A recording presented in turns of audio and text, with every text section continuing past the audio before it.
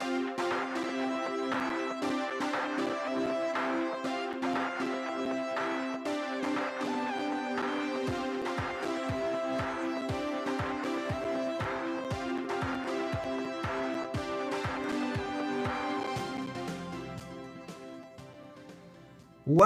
to That VidBlaster Guy. I'm Tom Sinclair on another exciting episode of That VidBlaster Guy. I always say exciting with a twinkle in my eye because you just never know what's going to come about.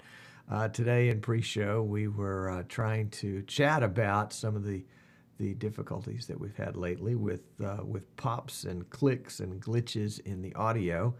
And everybody said, oh, yeah, it sounds great. And then right there in the introduction, it seemed like it had popped back in again. So hopefully we'll continue to track that down. You know, the idea behind this show is that one guy with one PC and the right software can do a really great broadcast. And we've been coming to you live over the internet since July of 2012 was our first show. And just about every week since then, taking some weeks off for holidays and vacations. But it's been a lot of fun. If you're watching this on YouTube, you can go back and watch some of our dreadful first shows. I mean, they were horrid. It's embarrassing to go back and watch. And in fact, sometimes it's embarrassing to go back and watch some of the new shows because of some of the difficulties that we bump into. But the concept is that we can kind of be a live reality show of, you know, live TV or internet TV talk shows. What goes on here is not polished. It's unvarnished.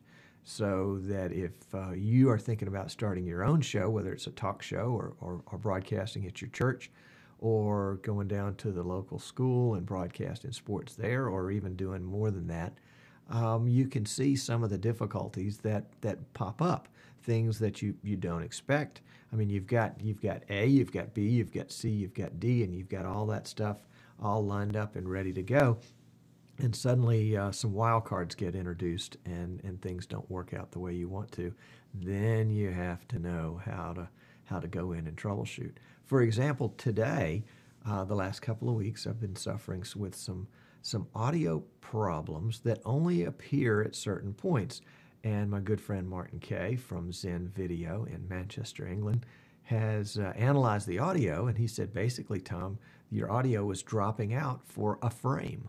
I'm shooting 30 frames a second, and of course the audio is coming to you encoded at 30 frames a second. And for 1/30th of a second, the audio would just cut out, and that would be the pop or the glitch or the that you would be noticing. And you probably noticed it if you're watching live. You probably noticed it in the intro music there, and I think it may be appearing on the YouTube.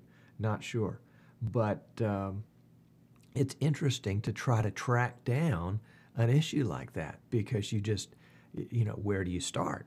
You know, you've got your mixer, you've got your mic, in this case, I've got probably half a dozen cables that are going in and out of the mixer, going to the PC, going to the mic, going to other different devices. How do I know where to start? Well, Martin was very helpful, and this is not the subject of the show, but I did want to sort of touch base on this while it was still fresh. And he said basically if it's a USB issue, pull all your USB connections and then bring them back one at a time. And so that's what I was doing this morning when I should have been doing my pre-show prep. I was crawling under the studio desk here, unplugging and replugging things. And basically, and let me go into it just for a second so that you know what kind of your X1204 USB mixer. And that is what basically all the audio goes into that mixer and then sends it out as one feed that is picked up and broadcast, and then one feed that is recorded in terms of audio.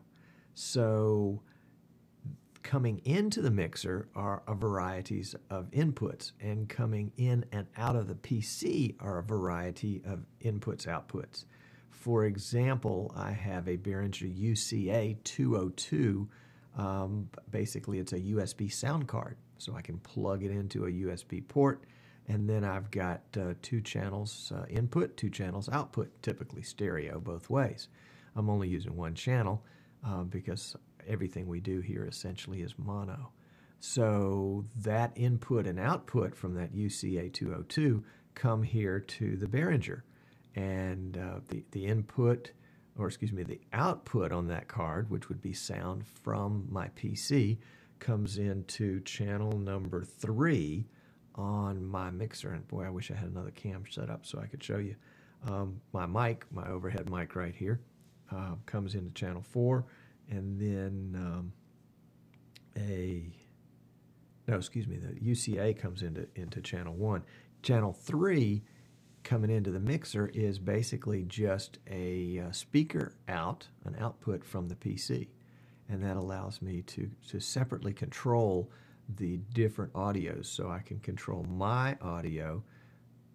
Sounds like I can control my audio. I can control the audio from VidBlaster, from the players and from the audio player. And then I can control the audio from the PC that comes out of the speaker port. And that's typically where Skype and other kinds of programs I'll tell them to send their audio. So lots of different things plugged into the mixer. Coming out of the PC are, of course, the mouse and keyboard. So that's 2 USBs right there. 2 Canon C920, so we're up to 4. And then the 2 Behringer devices, so we're up to 6. 6 is not a lot, but the cameras in particular do take a lot of USB bandwidth, bus bandwidth.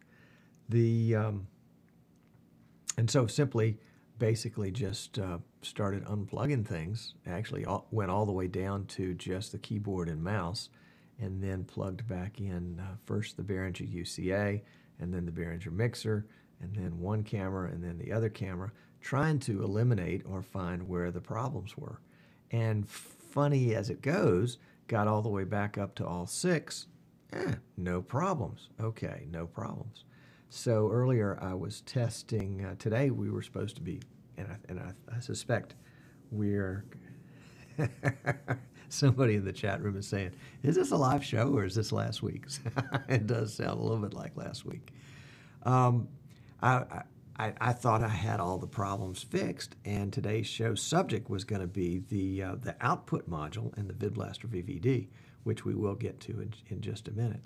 But as a Google Chrome window that had Google Plus in it, in order to fire up a Google Plus Hangout, in order to demonstrate how you can output the VidBlaster video and use it in the Hangout as the video source. As soon as I started doing that, things started getting glitchy again. And CPU usage, and it wasn't abnormally high. Now it's possible that there was one core that was up and in and out. Not sure. We'll just have to go back and look at that when I can. And it sounds like, according to the folks that are watching live, that we're having some audio problems here again. I sure am sorry for that. Let's do this. I hate to do this, but let's see if this makes a difference. If we cut out some of this background here and we pop over to our green screen, let's see if it sounds like we're getting a little bit better audio for the folks that are watching live. I don't think it's going to be a problem on the YouTube video, but we'll just take out the background for a second and see if somebody can give me some feedback here. If it sounds like the audio has improved as we took out the background there. Anybody got an opinion on that? Still got some glitches in it. Okay. Well, that's good to know. It's funny because we're not hearing them here, and I am monitoring the same feed that you guys are getting. So it's happening after it leaves the mixer. Okay, interesting. Well, hopefully it's not too tough and you guys can hang in there with me. Could be on the CDN. But the whole issue really it is a great example of how you do troubleshooting. It's a lot of times that folks just start willy-nilly diving in and trying to thinking the problem is the very worst problem possible and attacking it from that point. And I really do appreciate in that direction, because what we want is we want a plan when we're doing a troubleshoot. You really want to start with the simplest things first. I will confess, I was on the phone with tech support for an old Canon printer for probably a half an hour waiting to talk to somebody. And his first question is it plugged in? No, it wasn't plugged in. Boy, did I feel silly. It was just one of those things. And so start out with the simple things. Are all the dials, if it's on the mixer, is everything set the way you wanted it to?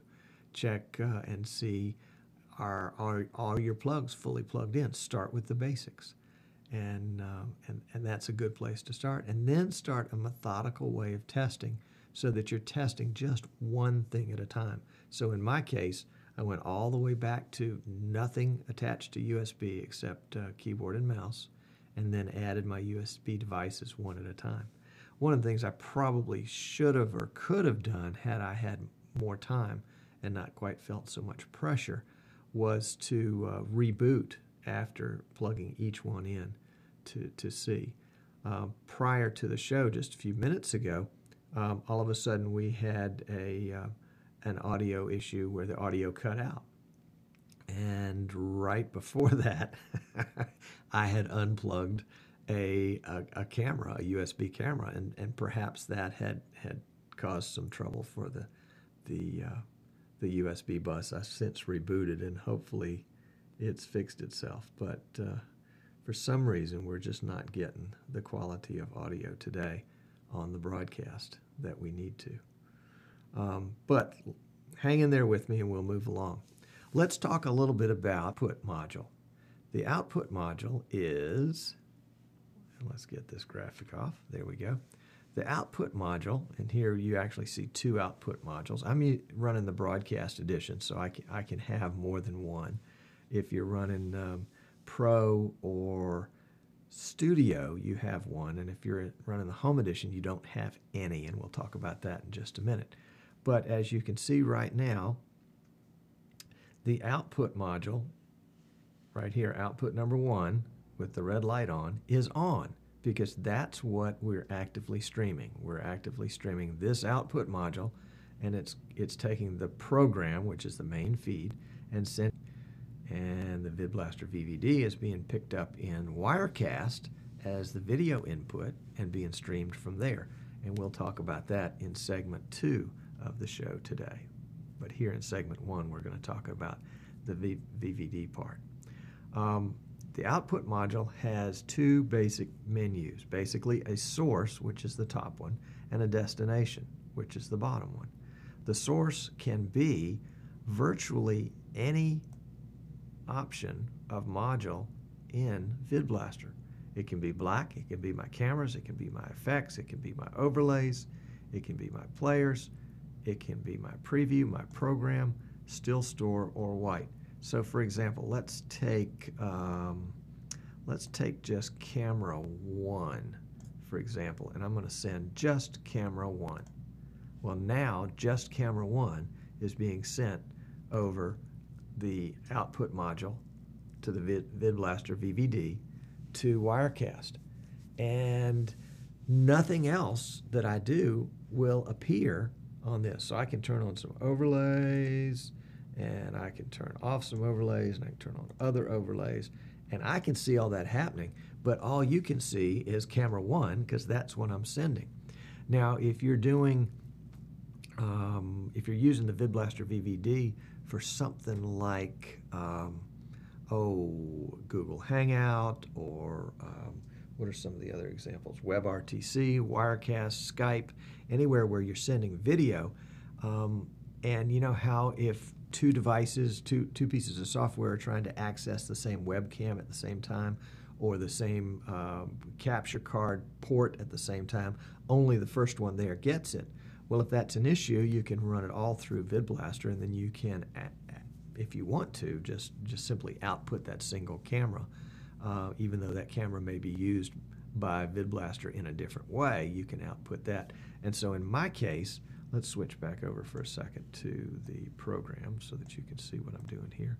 In my case, I've got two output modules going here, so I can set the second one up to camera 1, and I can send that out to a different destination. If I had a deck link card installed here, it would appear here on my destination choice. I don't, but if I did, I could. And in that case, that deck link card would become the source, or would become the destination, and would allow me to connect to somewhere else, another computer perhaps, and send camera 1 out to that computer. So there's lots of flexibility built in with that. And that goes right to this point, that the destination can be more than just the VidBlaster VVD, and it depends on what your PC is configured for. If you've got a Blackmagic Intensity Pro card that's not currently in use, that is, it's not being used anywhere by something that's inputting, like if you don't have a camera attached to it and the camera is sending a video feed, because the card is just one directional. Even though it has an input and an output, you can only use one of those at a time. So if you're not using it for input, you could use it for output, and it would appear as a destination on the output module. Now, my good friend Alan Bunt, who is the macro guru, who will be here on the show hopefully in a couple of weeks. Alan uses macros to change the destination of the VVDs. He says he's got it all programmed up. He punches a button, it changes the destination, and he's got exactly what he wants to. So go to it, Al. We're cheering for you because you're doing big time, good time stuff with that. But back to the output module. So we can output any video source that we have here in VidBlaster, and we can output it to any destination source that we have in VidBlaster. In this case, the VidBlaster VVD is the only one set up here. And again, if you have the Home Edition, you don't have these options. You need to upgrade. And if you've got the Broadcast Edition, you can have multiple output modules, and so you can send it out to multiple destinations.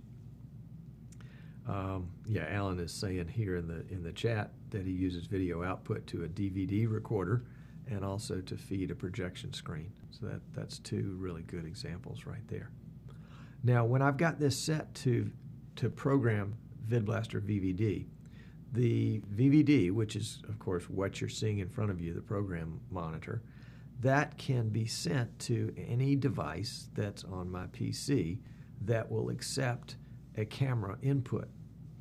And so let's see, let's change our screen capture here for just, let's just do this. We'll just drag it in. And let's see what we get there when we drag it in. Okay, we get infinity, so that's not a good way to do it. Let's try that one again. Boy, how am I going to show that if all it does is show you infinity? Well, let's try with a different screen capture. So we'll just do a selected area and see if we get, yeah, there you go. It's infinity, but this is Wirecast.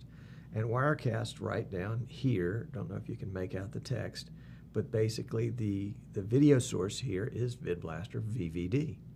And so whatever appears in the output module of the VidBlaster VVD will now appear as an input, this camera selection, in Wirecast, which is what's being seen here on the big screen. Unfortunately, again, it's infinity. And you can see the audio that's being picked up here in Wirecast over to the right. That's being picked up from the mixer.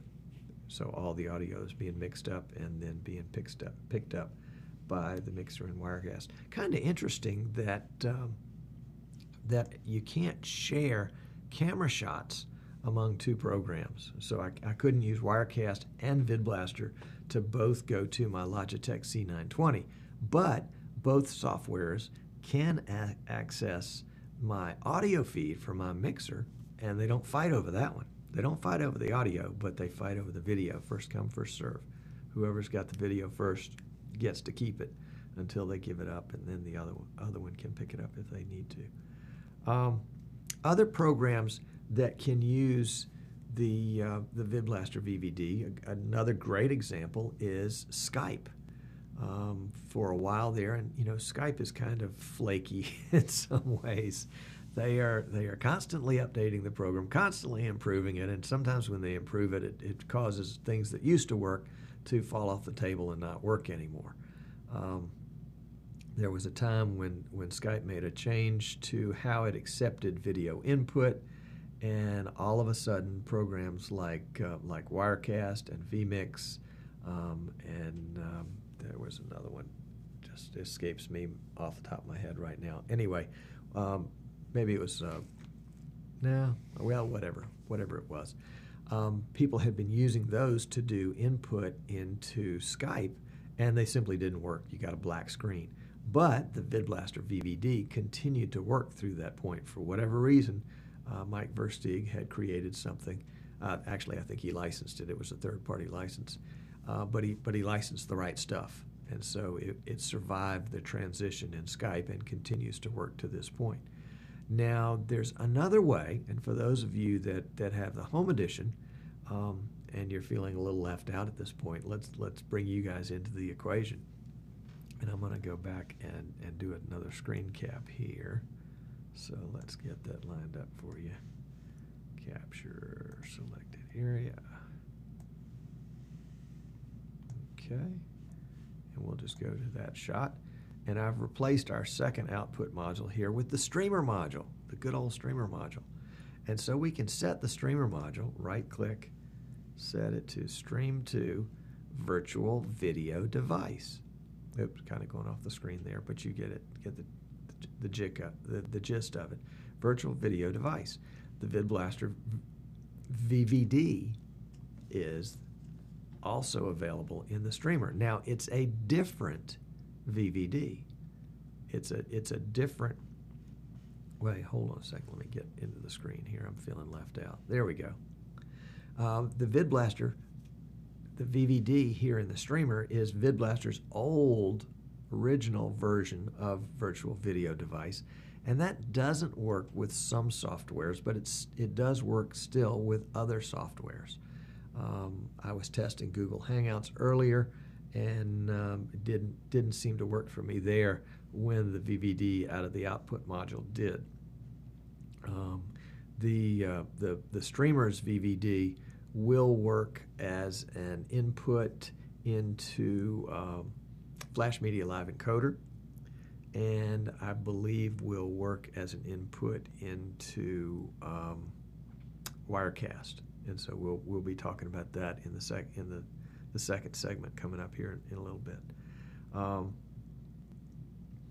So at one point, I think there was some discussion of that this original VVD might be allowed to sort of go by the wayside, but it has not, and I hope it will not, because that'll be important for folks that have the Home Edition to be able to use that in the times where they need it to have an output from VidBlaster to be picked up as a webcam in other software.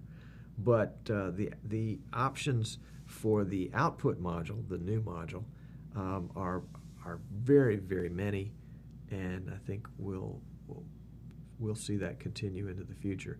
At this point, the output module, and I say at this point like I think it's going to change. I don't think it's going to change. At this point, or there I go again, the output module does not carry audio. VidBlaster still requires that the audio be selected from the audio source. So if you are streaming out to something that requires audio, you're going to have to go to whatever that thing is that you're streaming to and tell it to look for its audio in a particular place. Now, in Alan's example, he's feeding a projection screen with this, so he doesn't need audio for a projection screen, but he's also feeding a DVD recorder, so he would be making a selection for audio in the DVD recording software in order to make sure that he picked up audio with that point. So that's kind of a quick overview of the output module in VidBlaster. If you've got a version 2 VidBlaster, I think it used to be called Video Output. So it's been shortened in version 3 and tried to simplify a little bit. And if you've got an old profile that you created in version 2 and it doesn't seem to work right in version 3, that's one of the reasons why, is because a lot of the module, or not a lot, but several of the module names changed, and as a result, profiles get confused because they don't know what the new names are. Let's see, what else can we tell you about all of this?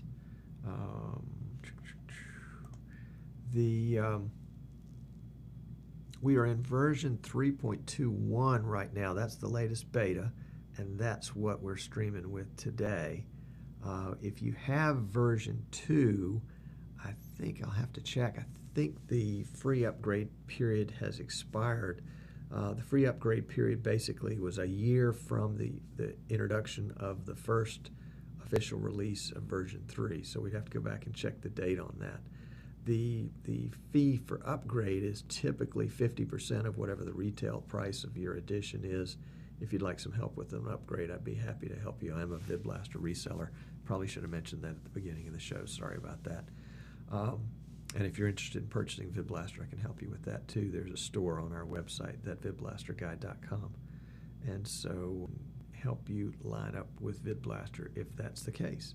Let's check the chat here and see if anything is interesting here. Just some good notes. Al mentions that his audio is right directly off the line out of a sound card. So he's taking his audio straight out of his PC. And Al hopefully is going to be on the show here before too long, and we can get him to talk about some of that stuff, because he is really pushing the envelope and doing a great job in recordings for his church. I think at this point they're making 3 or 4 live streams with recordings per week, and more than that when it's holidays like Easter or Christmas. So let's see. I think we're going to wrap up this segment right here. And if you're watching live, hang around, because we'll have a little intermission in between segments. And if you're watching us on YouTube, check for the next segment on this same day so that you can see our discussion as we talk about bringing the VidBlaster VVD into other softwares. I'm Tom Sinclair, that VidBlaster guy, and we'll send you out here with our little closing credits, and we'll be back here before too long.